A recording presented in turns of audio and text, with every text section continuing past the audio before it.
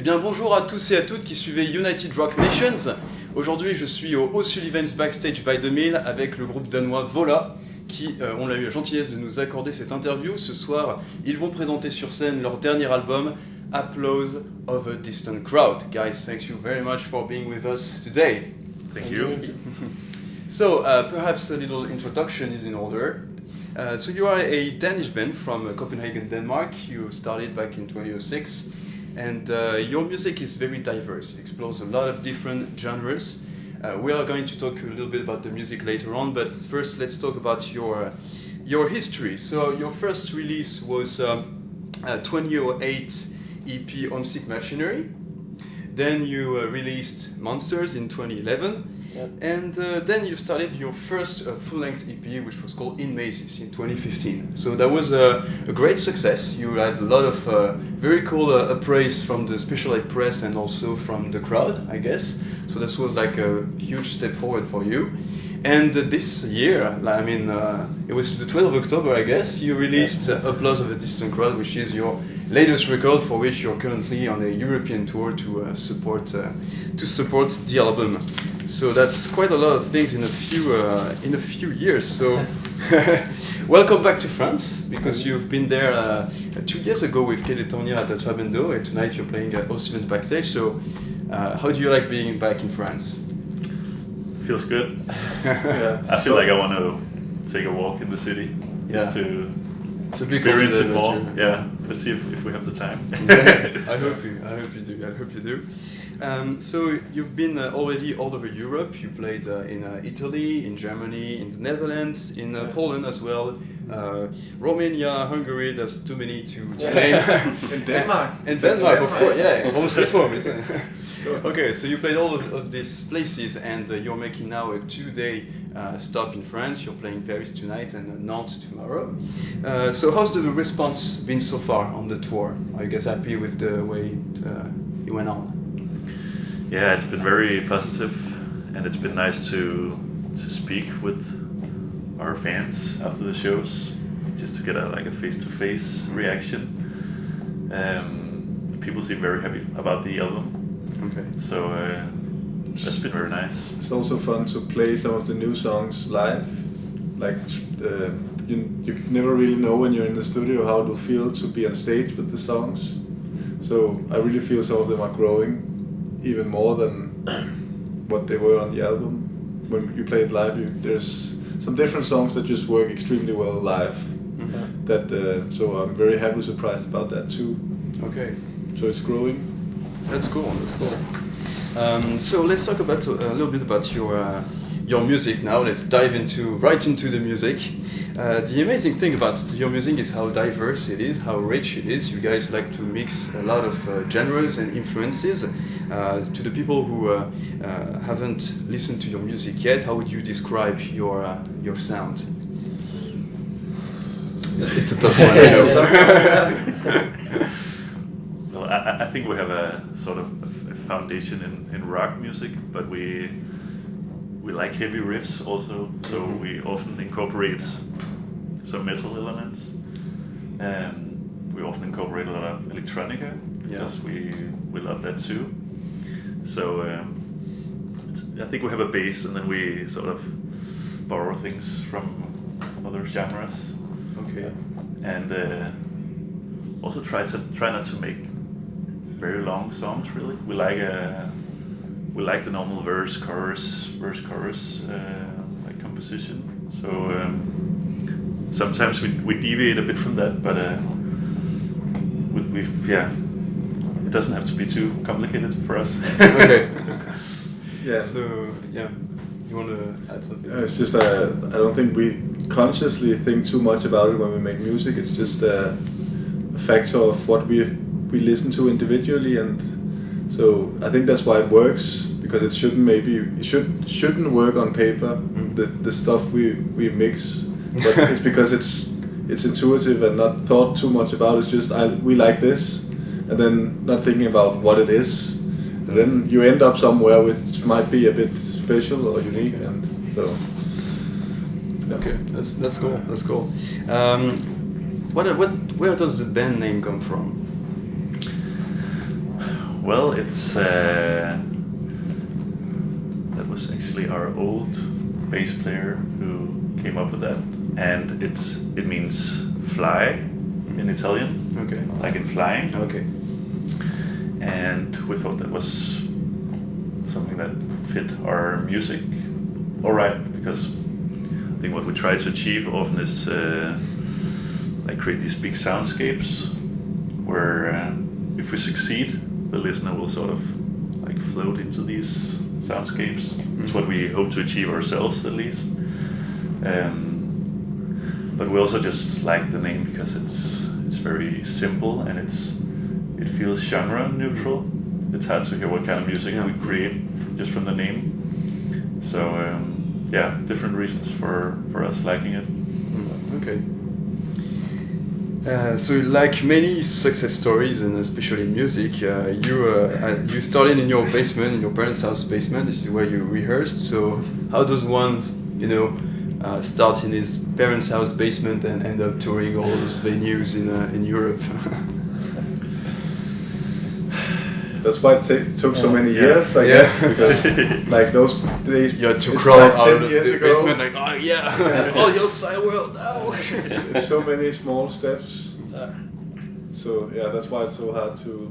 I think before in Mazes we weren't really ready to like travel to Europe. So I think in Mazes is like the first album that really shines and shows what it's like.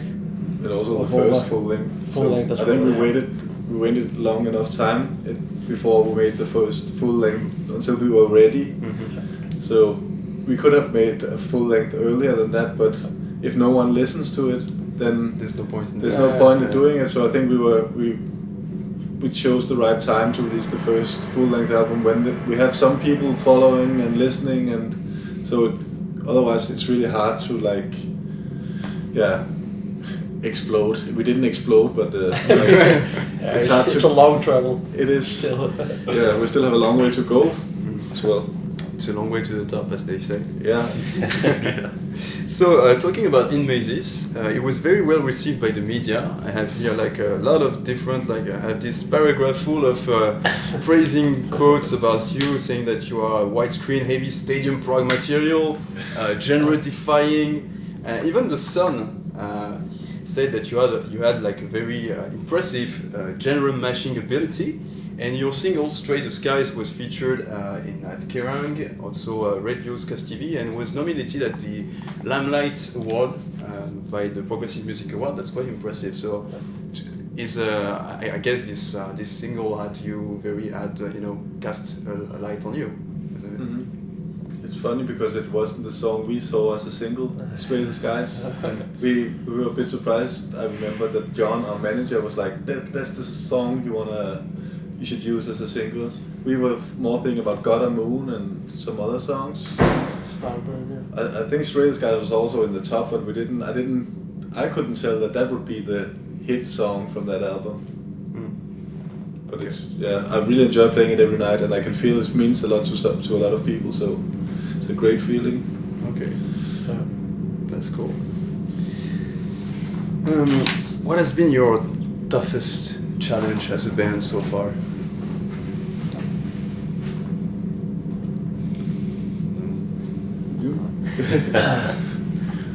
I think it's the touring that's part, because I think it's something we all want to do and something you have to do to grow as a band, but it's just difficult when you also have like families and stuff, so then it's easier to be at home and write new music. So both to incorporate the touring as well as the writing music, that can be a bit tough, but I would so say far it has been so cool on this tour.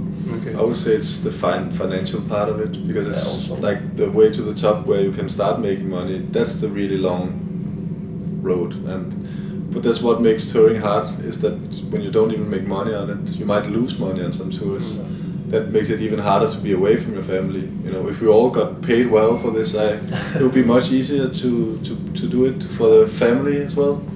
So I think it's definitely the financial part when you're a struggling musician, and that's where there's just way there's just such a long way that you keep on thinking that the next step, then we can you'll make it. Yeah. we'll make it, you know, Okay. and it's just a lot higher than what you think. It's a long-term investment, and the expenses just add on. So, But that's how it is with any company you make for yourself. yeah. You know, no one makes a new company and then you start taking cash out. You know, it's everyone needs to invest somehow, and we are investing time and luckily not money, our own money, but. I'm doing all the accounting, so I take up loads of money. That's where they're You going. guys are Okay. not just- That's just where they're not aware. going. Okay, let's talk a bit about the composition and the writing process. So, how do you guys compose? Who writes the lyrics? How does the working process goes?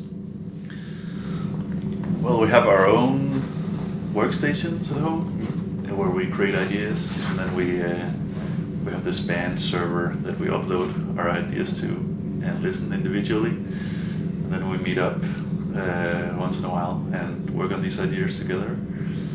And yeah, sometimes I might have an idea that's like a song that's almost all done, and we don't do much to it. Other times it's we create something almost from scratch together. Yeah, so it varies a lot. Okay. So you produce the albums yourself and you mix them yourself, but then you handle the mastering to very famous engineers, not anyone. So in Macy's you handle the mastering to legendary Jens Bogren, work with Opus, Soilwork, Symphony X no less. And on the latest records, you handled the mastering to Andy Van Det, who worked with Porcupine Tree and Steven Wilson. So how did you get to work with such amazing guys? Yeah, it was basically just looking at our favorite albums and like looking at the fine print, who mastered this. And yeah, we contacted him, and he was up for it. Okay. So yeah, that was great that he was ready. Yeah, I guess so. So yeah, the same for both Jens Bogren and Andy Van Det. They liked the music and wanted to do it. That's cool. Mm. So what's interesting about your music is that the themes are very deep. Like you're talking about internal struggles, limiting beliefs, and also the way technology has changed the way we see human interaction. Could you tell us a bit more about what it means to you and how these topics, relate from one album to the other? Yeah, it's Invasis was very much like a journey inwards about being stuck in thought patterns, and I would say heavily I was in another place when writing the lyrics for this album, so I had more energy just to look at the world and think about what kind of stories can I create from what I'm seeing, what's interesting in this moment. And I think like social media was a topic that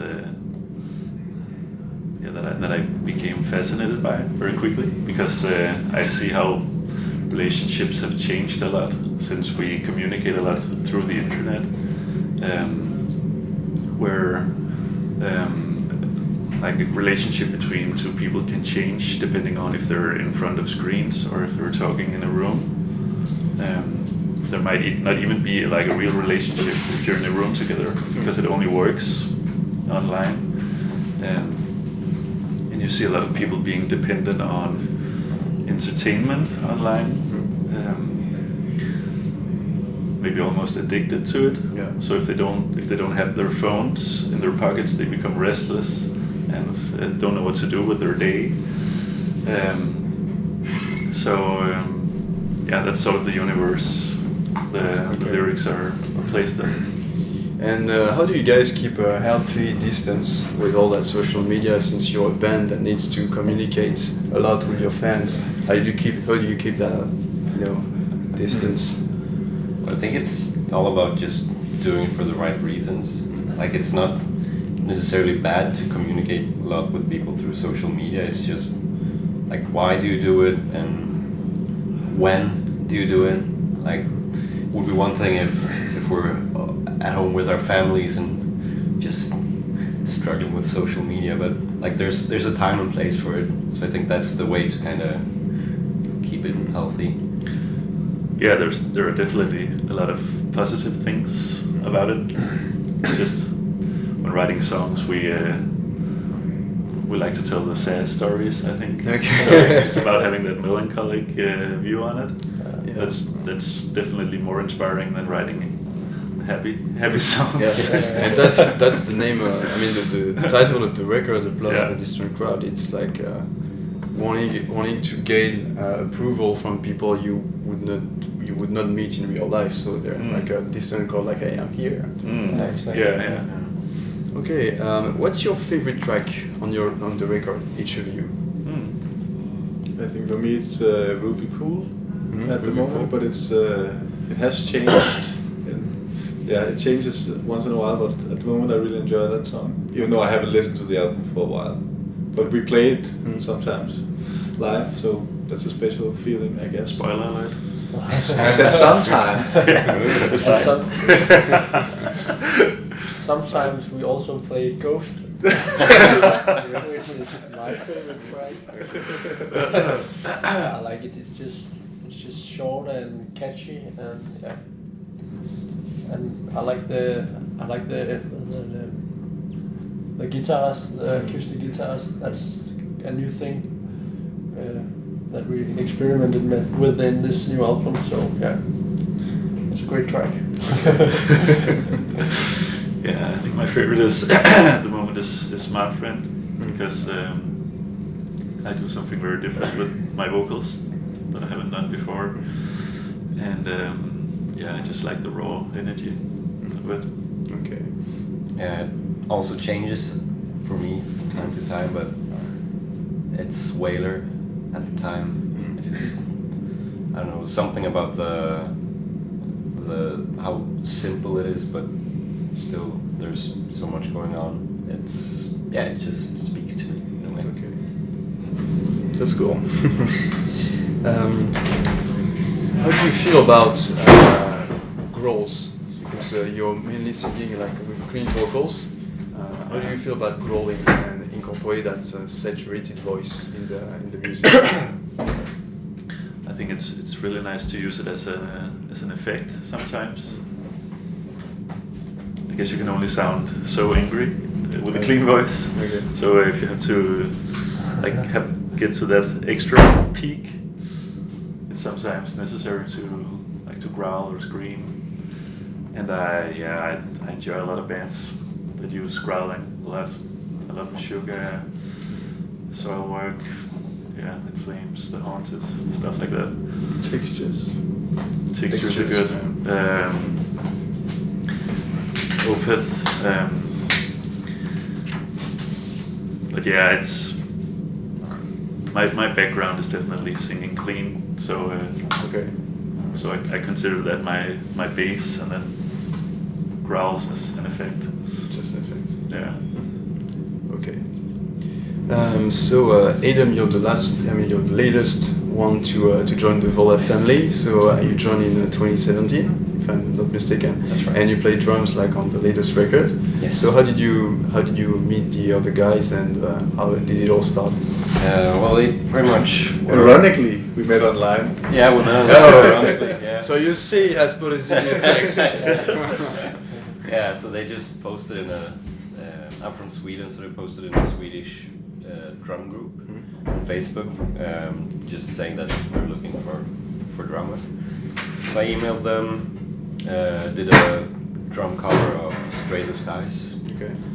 and after that they wanted to try it out for a few summer shows last summer, and that was that pretty much. So after that I got to be a part of the band.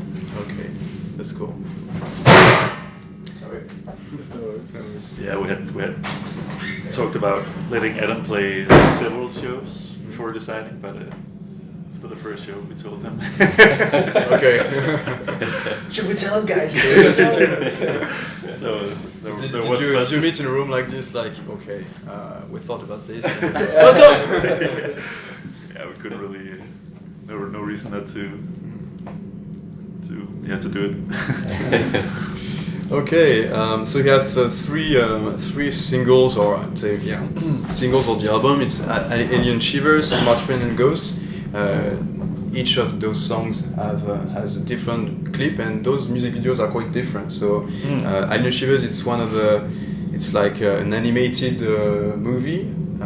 The Smart Friend is like quite disturbing video clip with stock videos and this mad scientist doing like a hybrid between a human and a machine. And Ghost is a nice clip by the seaside where you guys seem much more serene. And so what was your creative process with each of these videos? Well, for Smart Friend, we basically just contacted a British director called Craig Murray, and gave him the demo of the song, I think, and the lyrics and some keywords, and he was up for doing something. Okay, luckily, cool. And he basically just had creative freedom and created a video, and we had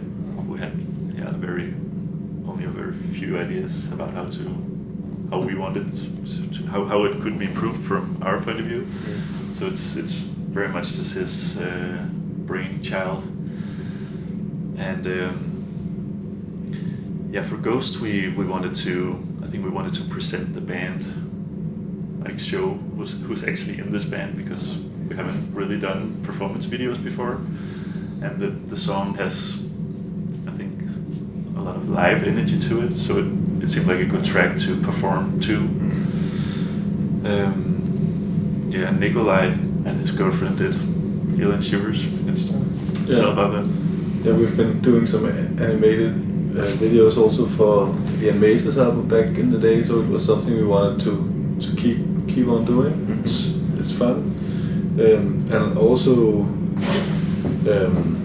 like the three singles we chose for this album were quite different to show the spectrum of the album. So if we could have chosen three heavy songs, and then everybody would be disappointed that there was also some more popish quiet ones, and we wanted to like show the spectrum, I guess. So that's why I really like that the videos does that as well, being different as well, to like really emphasize that it's not just we're not just a heavy metal band or whatever it is. Okay. But yeah, it's loosely based around Asger's lyrics, the Alien Shivers video, and also based on a short story by a writer called Jorge Luis Borges. So All right. So you guys are currently on tour, and the tour ends in November 11th in Bristol. So what are your plans for next year, apart from getting some well-deserved rest after all that?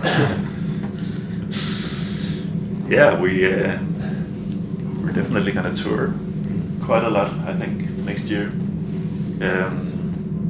just to get our music out there as much as possible. So I think we'll see us supporting more, and we'll see us headlining more, and we'll see hopefully a lot of festivals in the summer. Okay. So I think we'll be performing a lot.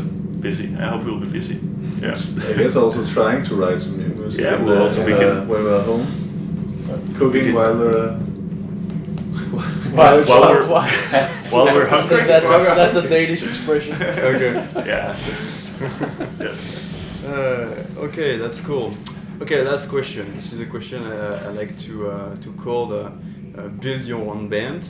So the rules of the game are simple. You are trying to build the perfect band, like a super band. You can pick any musicians you want, living or dead. Yeah. But it has to be the instrument you're playing. So Yes. Adam picks the drummer, you pick the singer, Okay. you pick the keyboard player, you pick the bass player. Nice. Okay, we start with the drummer. All right, let's do. I'm playing bass players. I would probably go for. Yeah, let's do it. I'm going for Krim. Drummer. Yeah. Okay. Yeah, and he's gonna play with. Is it guitar, vocals now? Play with you? He has to play guitar and vocals. Yeah. Maybe we should do the rhythmic section first. Yeah, yeah. it's, Bass, pressure, man. on bass. So hard. I'm not really that much of a bass player. I don't know that many. I haven't checked out that many. Who pops up besides myself? You can pick yourself. No. He can't. Okay. I want to pick Dick Løvgren from Sugar, but he's not writing that much of the music, so I really love his tone and his playing, but I'm not sure he would fit in a band. But I'm choosing him. Yeah, that's a good pick. Okay, there you go. Keyboards now? Yeah, I can't really remember his name. No, not for this one. But the keyboard, a synth player from Porcupine Tree. Do you know his name? Richard Barbieri. Yeah, exactly, Richard. Yeah, that's. I think that would be a perfect fit. Yeah, and then we'll have. Is it one person, vocals and guitar? It could be one person. Yeah. Let's just have David Gilmour then. Yeah. Okay, quite nice. Okay, Superman. Well, guys, thank you very much for your time. It's been a pleasure talking with you. Yeah. Everyone, please check out VOLA and their latest record, Applause of a Distant Crowd, and make sure to see them on the road next year. And hopefully we'll see you guys back in France. Thank you very much. Sure. Thank Stay you. metal. Woo! This is VOLA, and we're on United Rock Nations. That's right. Thank you very much, guys. Thank you.